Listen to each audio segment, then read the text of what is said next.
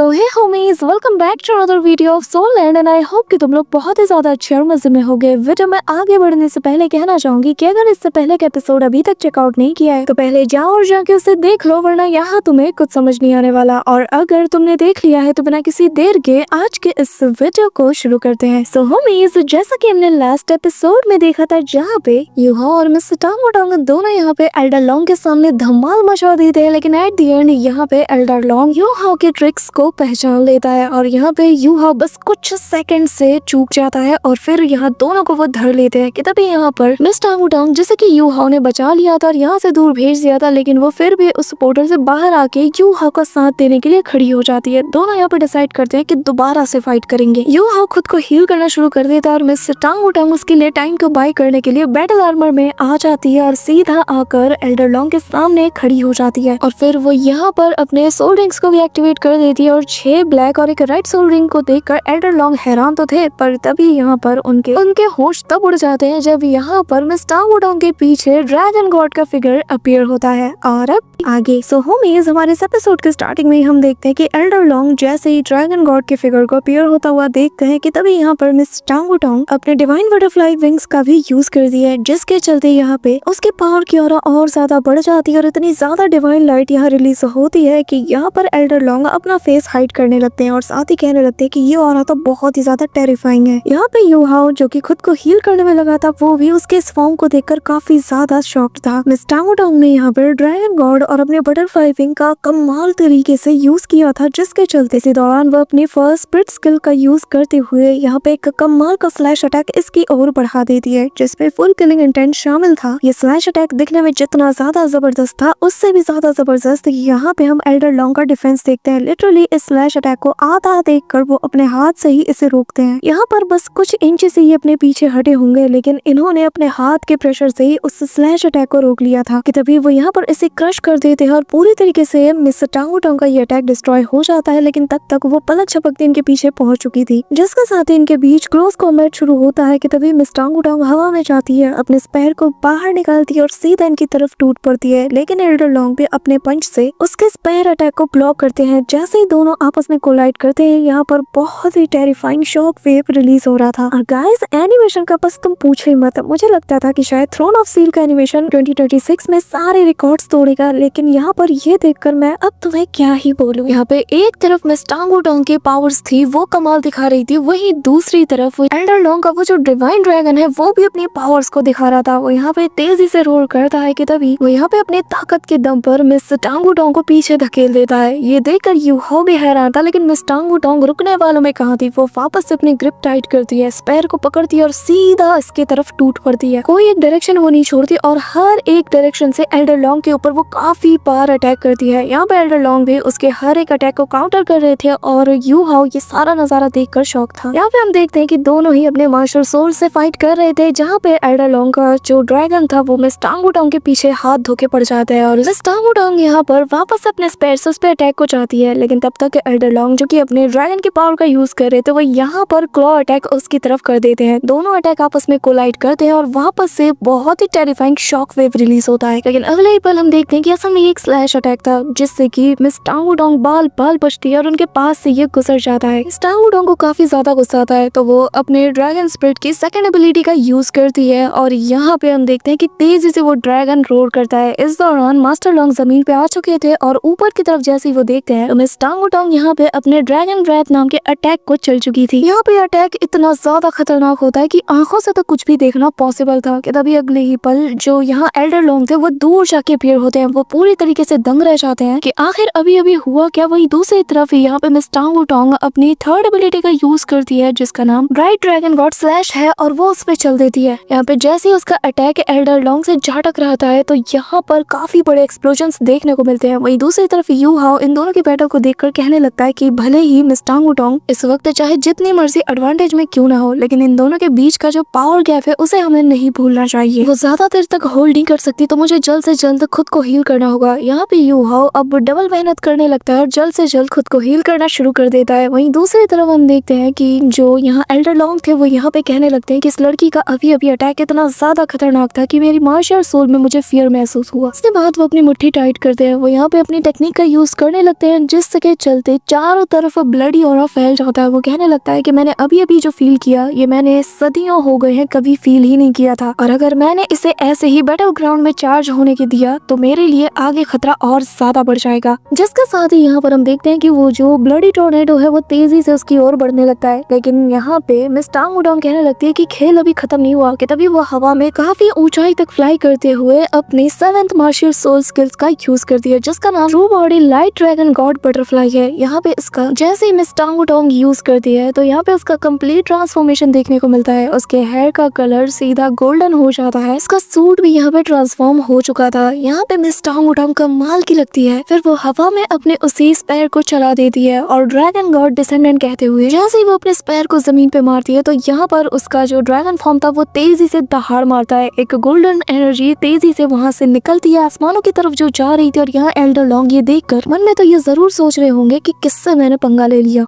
Elder long कहने लगते हैं कि जो ड्रैगन गॉड की ऑरा है इसके अंदर ये अचानक से काफी ज्यादा स्ट्रेंथन हो चुकी है। मिस टांग उडोंग बताती है कि ड्रैगन गॉड की पोजीशन स्टेट में उसकी 7th एबिलिटी का यूज करने से इसकी ताकत और ज्यादा बढ़ जाती है, और ये नेचुरली ड्रैगन गॉड के डिसेंडेंट्स में इवॉल्व होता है। और बस यही एक तरीका है जिसके जरिए से डार्कनेस होली ड्रैगन की जो ब्लड लाइन की पावर है इसकी मैक्सिमाइज लेवल तक इसे सप्रेस किया जा सकता है। जिसके बाद वो यहाँ पर ड्रैगन लाइट से उसकी तरफ अटैक करती है। वहीं दूसरी तरफ यू हाउ स्पिरिचुअल शॉक का यूज करता है। दोनों का अटैक सेम टाइम पे होते हैं और दोनों डिफरेंट डायरेक्शन से अटैक करते हैं। इस मौके का फायदा उठाकर यू हाउ अपनी 7th सोल स्किल का यूज करके आइस एम्प्रेस की ट्रू बॉडी का यूज करता है, और अब मिस टांग उडोंग और यू हाउ दोनों मैदान में उतर जाते हैं। और सबसे पहले यू हाउ जाकर एल्डर लॉन्ग की तरफ अटैक करता है, वहीं दूसरी तरफ वो अपना फिस्ट अटैक यू हाउ के फेस पे चढ़ता है, लेकिन यू हाउ डॉज कर जाता है। पर पीछे से तभी मिस टांग उडोंग उस पे अटैक करने आती है। ये देखकर उसका ध्यान उसकी तरफ जाता है, तब तक इसका फायदा उठाकर एक जोरदार किक यू हाउ उसके ऊपर जड़ देता है। लेकिन तभी हमें पता चलता है कि यहाँ पर बाल एल्डर लॉन्ग बच गए थे कि तभी एल्डर लॉन्ग उसके ऊपर वापस से अटैक करते हैं। यू हाउ जो कि आइस एम्प्रेस की ट्रू बॉडी का यूज कर रहा था, यहाँ पर उसकी स्पीड भी काफी ज्यादा बढ़ चुकी थी, और तभी मिस टांग उडोंग यहाँ पे इससे फाइट करना शुरू कर देती है। और यहाँ इनके बीच ये बिजी था कि तभी वापस से यू हाउ आ जाता है और अपने तलवार से उस पर अटैक करता है। एल्डर लॉन्ग कंफ्यूज हो जाता है कि आखिर वो किसको पहले मारे कि तभी दोनों साथ मिलकर अपने स्पेयर और स्वॉर्ड से इस पे अटैक करते हैं, और दोनों के अटैक को वो दोनों हाथों से रोकता है। एक तरफ फ्लेम था तो दूसरी तरफ आइस। यहाँ पे दोनों के अटैक को वो अपने हाथों से काउंटर करते हुए पीछे की ओर ढकेलता है, लेकिन अगले ही पल ये दोनों वापस से इस पे टूट पड़ते हैं। यहाँ इनके बीच में क्लोज कॉम्बैट हो चुका था और देखने से लग रहा था कि दोनों ने मिलकर इसे कॉर्नर कर दिया है। और एनिमेशन में तुम्हें क्या बताऊं, ऐसा लग ही नहीं रहा कि फाइटिंग सीन में कोई भी इन लोगों ने कोताही बरती हो। यहाँ पे हम देखते हैं कि एक सीन आता है जहाँ पर मिस टांग उडोंग के ऊपर ये अपने इविल एनर्जी से अटैक करता है, लेकिन बीच में सेकंड्स में यू हाउ आकर उस बॉल को काट देता है। अगले ही पल वो यहाँ पे उसे काउंटर करता है कि तभी उसे छोड़कर अब वो मिस टांग उडोंग के पीछे पड़ जाता है। ये पूरा सीन लिटरली 1 सेकंड के अंदर एनिमेट किया गया है, और बीइंग अ एनिमे फैन मैं बता सकती हूँ जो टॉप नॉच एनिमेशन होता है ना उसी में ये चीजें देखने को मिलती है, और वो भी इतनी स्मूथनेस के साथ। इनके बीच क्लोज कॉम्बैट चलता है कि तभी एक मौका आता है जहाँ पर सिंगल पंच से एल्डर लॉन्ग यहाँ मिस टांग उडोंग को काफी दूर फेंक देता है। ये देखते साथ ही यू हाउ अपने आइस एम्प्रेस और स्नो क्वीन दोनों के मार्शल सोल को कंबाइन करते हुए यहाँ पर वही जायंट सा फॉर्म क्रिएट करता है, जिसके बाद वो अपनी तलवार को सीधा उसी डायरेक्शन में चला देता है, जिसे देखते साथ ही यहाँ पर एल्डर लॉन्ग अपने ड्रैगन को भी आगे कर देते हैं। लेकिन यहाँ यू हाउ अकेला भारी पड़ जाता है। लिटरली 100 फीट से ज्यादा के एरिया को वो पूरी तरीके से फ्रीज कर देता है। एल्डर लॉन्ग का हाथ भी फ्रीज हो जाता है। अगले ही पल Miss Tang Wutong 5th soul skill dragon road का यूज करती है, लेकिन तब तक यहाँ पे एल्डर लॉन्ग खुद को उस बर्फ से आजाद करा के शील्ड को एक्टिवेट कर लेता है, लेकिन एक जाता तो दूसरा आ जाता है। यू हाउ यहाँ पर अपने आइस पाम अटैक को लेकर पूरी तरीके से प्रिपेयर था और उसके बैरियर पर वो दे मारता है। एल्डर लॉन्ग को ना चाहते हुए भी यहाँ पर अपने ड्रैगन को आगे करना पड़ता है, जिसके चलते यहाँ पर उसका ड्रैगन और यू हाउ दोनों इंजर्ड होते हैं। पर यू हाउ जो कि पीछे धकेला जाता है वो कहता है कि नहीं अभी नहीं, दोबारा से मैं ट्राई करूंगा, और वो वापस से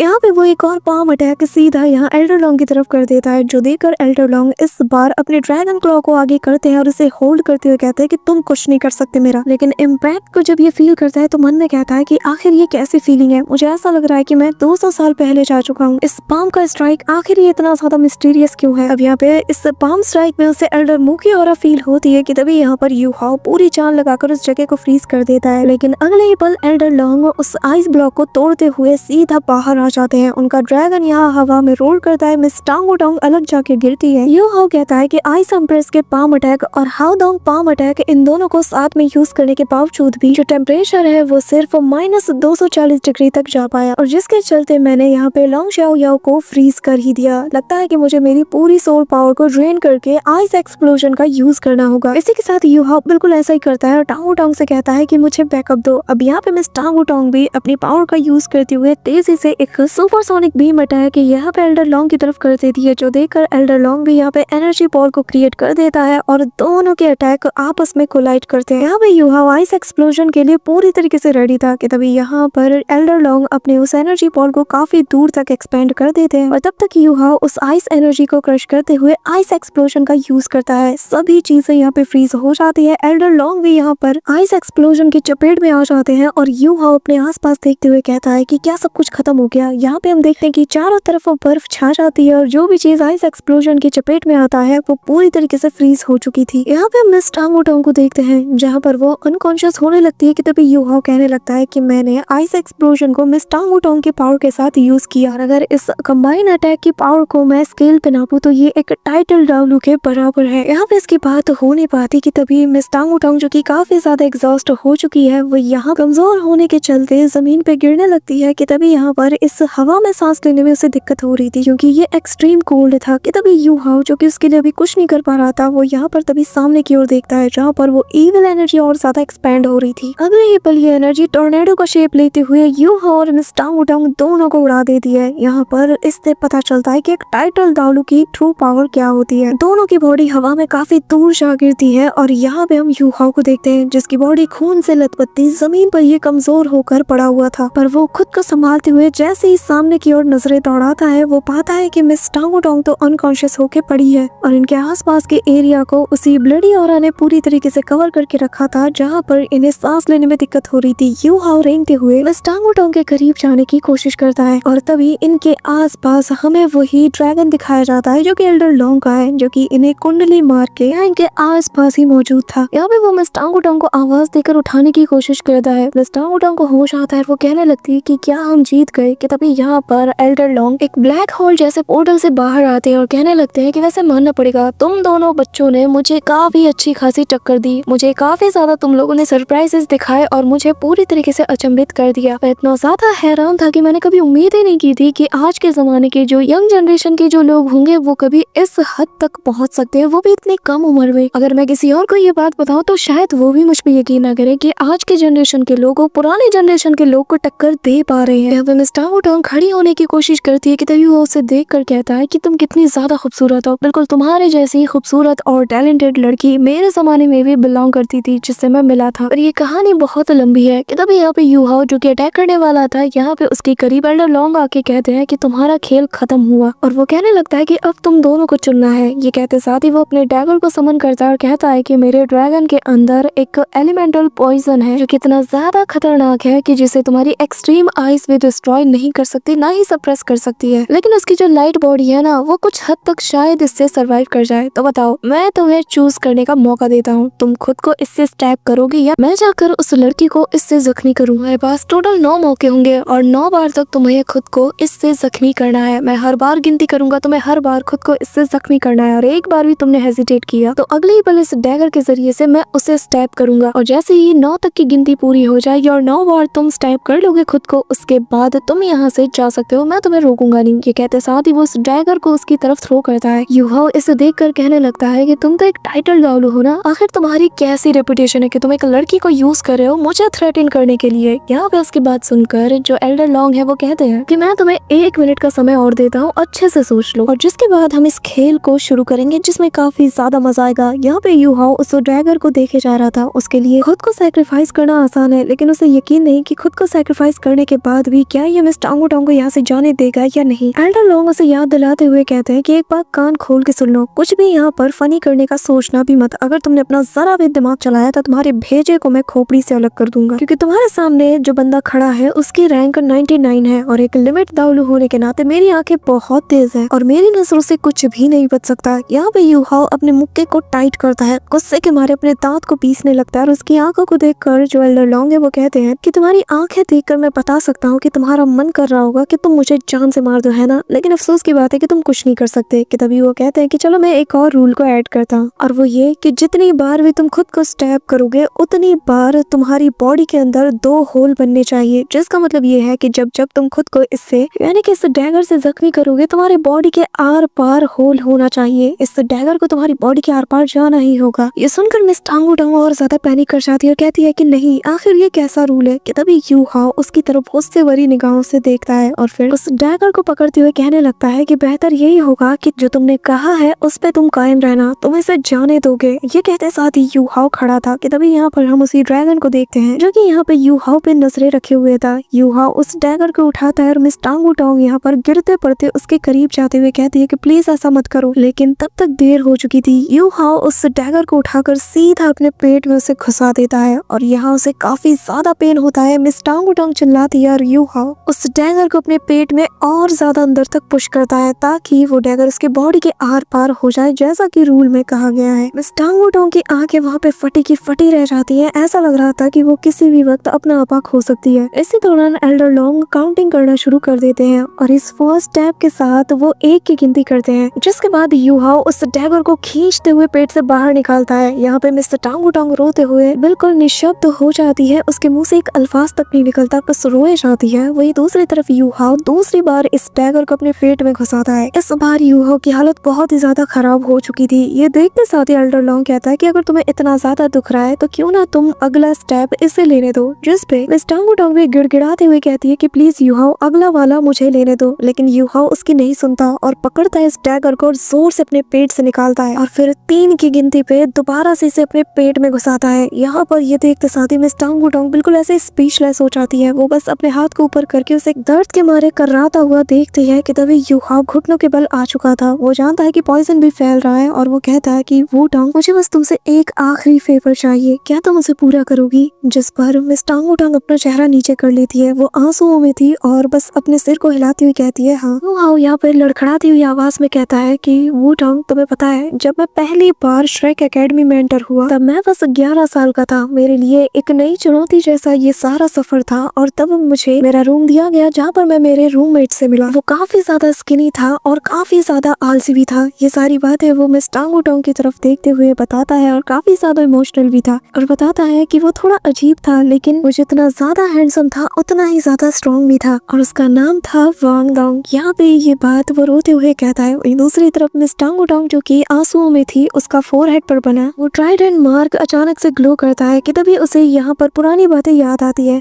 उसे यहाँ पर ख्याल आता है कि ऐसी बातें जैसे उसने कही हो कि मैं अजीब लोगों से बातें नहीं करता, वैसे मैं बता दूं कि मेरा नाम वांग डोंग है। कि तभी मिस टांगू टांग के सिर में काफी ज्यादा पेन होता है और वो अपना सिर पकड़ लेती है। इसी दौरान एल्डर लॉन्ग कहते हैं कि आखिर तुमसे किसने कहा कि तुम रुको, चुपचाप खुद को स्टैब करते रहो। कि तभी यहाँ पर यू हाओ चौथी बार के लिए खुद को स्टैब करता है और कहानी आगे बताते हुए कहता है कि हालांकि शुरुआत में हमारे बीच काफी ज्यादा नोकझोंक हुआ लेकिन आगे चलकर हम बहुत ही अच्छे दोस्त बन गए, जिसके बाद हम दोनों ने साथ मिलकर Continental Advance Soul Master Academy में साथ में कम्पीट किया। और ये 6 साल पहले की बात है जहां हम दोनों ने साथ मिलकर उस चैंपियनशिप को भी जीता। हम दोनों विनर कहलाए। यहाँ पे हम देखते कि मिस टांगू टांग को वो पुरानी मेमोरीज दिखने लगती है। कि तभी 5वीं बार यू हाओ खुद को उस डैगर से स्टैब भी करता है। टांगू टांग यहाँ पे बहुत ज्यादा कंफ्यूजन में थी, उसे कुछ भी समझ नहीं आ रहा था लेकिन कुछ मेमोरीज उसके अतीत के उसे नजर आ रहे थे जो कि काफी ज्यादा रियल फील हो रहे थे, जिसके चलते वो अपने आंसुओं को रोक नहीं पाती। यू हाओ आगे बताता है कि फिर उसके बाद मुझे सन एंड मून एम्पायर में एक एक्सचेंज स्टूडेंट के तौर पे वहाँ भेजा गया। और यहाँ जब मिस टांगू टांग ने यू हाओ से ये बात कही थी कि किसे पता जब तुम श्रेक एकेडमी में वापस आओ तुम्हारी मुलाकात तो शायद मेरी सिस्टर से हो जाए। इसी के साथ यहाँ पर यू हाओ और मिस टांगू टांग की पुरानी मेमोरीज को हमें दिखाया जाता है, जहाँ पर वही सारे सीन्स हमें दिखाए जाते हैं जो कि हम पहले के जो एपिसोड है उसमें देख चुके हैं कि कैसे ये दोनों मिले, इनके बीच कितनी अच्छी दोस्ती हुई और फिर रेस्ट ऑफ द स्टोरी तो तुम्हें पता ही है। यू हाओ बताता है कि जब मैं एकेडमी वापस आया मैं उससे मिलने के लिए काफी ज्यादा बेसब्र था, लेकिन वो मुझे कहीं नहीं मिला। कि तभी यहाँ पे अतीत की यादों की एक डोर सीधा जाके मिस टांग वुडोंग को कनेक्ट करती है, जहाँ पे यूहाओ बताता है कि लेकिन उस रात, जिस रात को सी गॉड के फेट के रूप में जाना जाता है, उस रात वो मेरे पास फाइनली वापस आ गई। उसने मुझे अपना असली नाम बताया और हमें वही सीन दिखाया जाता है कि टेंट के अंदर से वुडोंग बाहर आती है और यूहाओ को अपने बारे में सब कुछ सच सच बताती है। इसी दौरान हम मिस टांग वुडोंग को देखते हैं जो कि यहाँ पे आंसुओं में थी और यूहाओ लड़खड़ाती हुई आवाज में बताता है कि जब वो मेरे सामने आई उसने मुझे अपना असली नाम वांग डोंगर बताया। जो सुन के मिस टांग वुडोंग को बहुत सी मेमोरीज याद आ चुकी थी और अब वो और ज्यादा इमोशनल हो चुकी थी, उसका सिर भी बहुत ज्यादा दुख रहा था। कि तभी यूहाओ छठवीं बार खुद को उस डैगर से स्टैब करता है। पूरी जगह खून से लथपथ हो चुकी थी और यूहाओ बताता है कि बस उसी